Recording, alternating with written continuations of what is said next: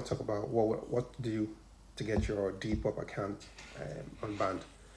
Has this ever happened to you where you go on Depop, you're making sales, things are going well, and then boom, you notice that they've banned your account.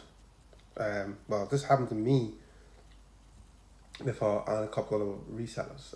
I'm not gonna go into details much, but my number one tip is that always make sure you read the terms and conditions, especially for those of you guys that like to buy from the flea market. If you're gonna sell any designer items, make sure that you're buying from a reputable supplier. If you're gonna be selling premium designer stuff, because at least if Depop comes around and say, "Oh, we need a receipt to prove this is authentic," uh, and then now you're left stuck, which happened to me previously.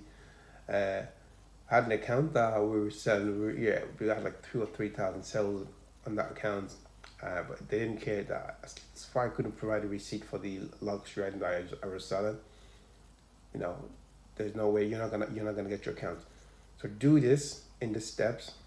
Okay, I've helped multiple people get their account back on Depop, and that only came as my own personal experience.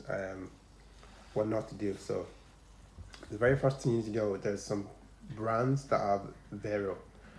Now Vero is correct me, the very verified authentication right. I don't know. You can check it up anyway. And I have a list of Vero as well. I have a list of brands that have Veros on different platforms. Um, Comment below, I might with a guide, and you can download it, and keep track of it. And also, some brands, if you're gonna be selling, like say the likes of Calvin Klein, DKNY, Guess, especially if you're gonna be selling Guess and bag, do so at your own descriptions. If you're willing to take the risk, if you're willing to take that risk. I mean, I know another retailer, a big reseller.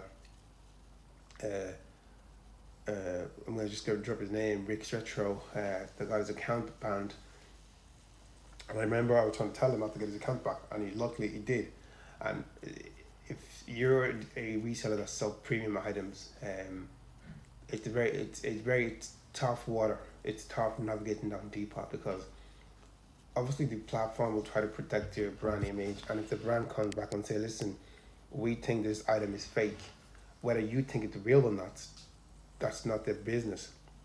So if I go and buy 7 Moncler jackets, and then somebody says, "Oh," and then I mean, which has never happened when it comes to Moncler. I'm just giving an example, but let's just say I went to buy 7 Versace jacket, for example, and they think it's fake. I even have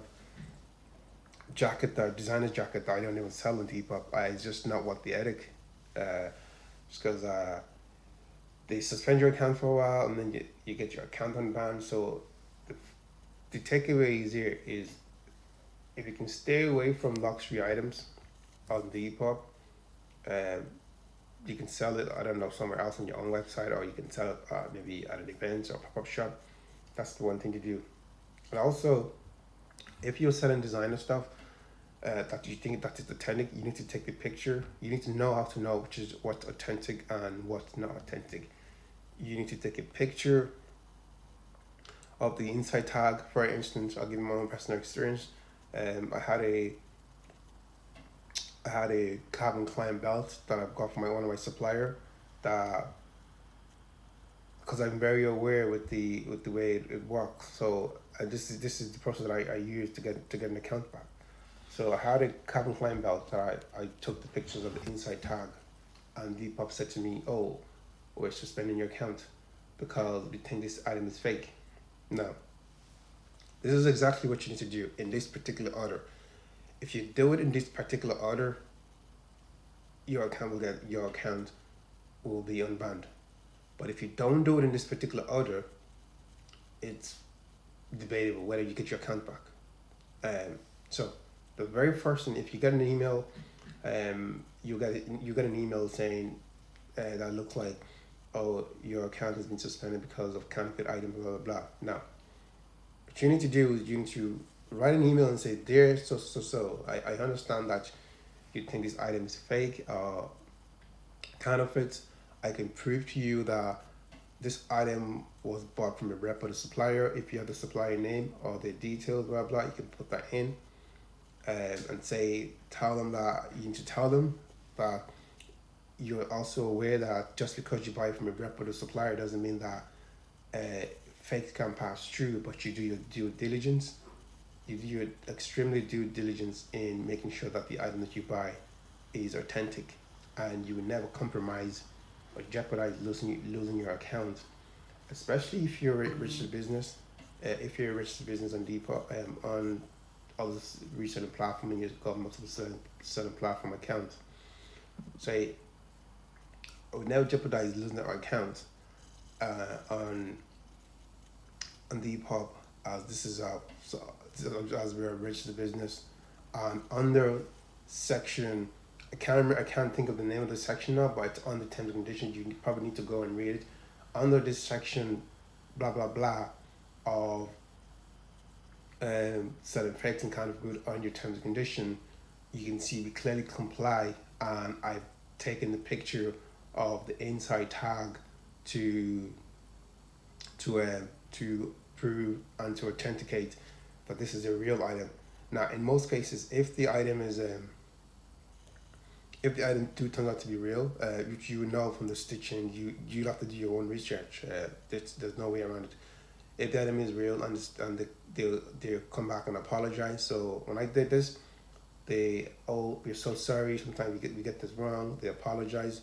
So I've since stopped selling any. I mean, before they used to just take out the product. Before, like if you sell any item that's designer, like say you sell a Guess art, for example, they might just take it down. Now I think they ever since they got acquired by Etsy, they both just suspend your account. I mean, I've seen sellers with over, I don't know, 20,000, 30 items sold on Depop with their account gone. Doesn't matter how long you're on the platform. So so if you do this, so if you're buying from reputable supplier, that's fine. I'll try and stay away from all the designer stuff, because that's obviously they might say you're selling the item you're selling is fake. If you manage to do that, you'll get your account back.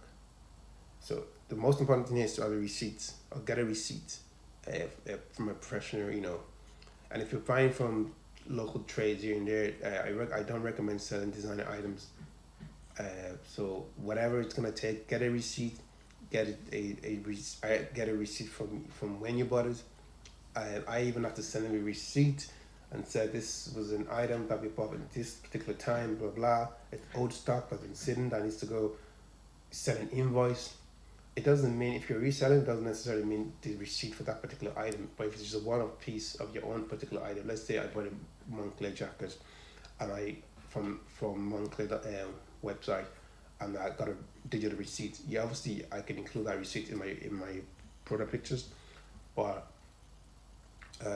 ideally, if you're a reseller or part-time reseller or full-time reseller, when they ask you for a receipt, you just need to send an invoice that you were sent. It doesn't matter that it's an invoice for that particular item. Just send an invoice, and you should get your account back. Let me know if this tips helps, or let me know if you ever had your account banned, and what you did if you get your account back, or let me know if you have an account that got banned and you need help. So leave a comment.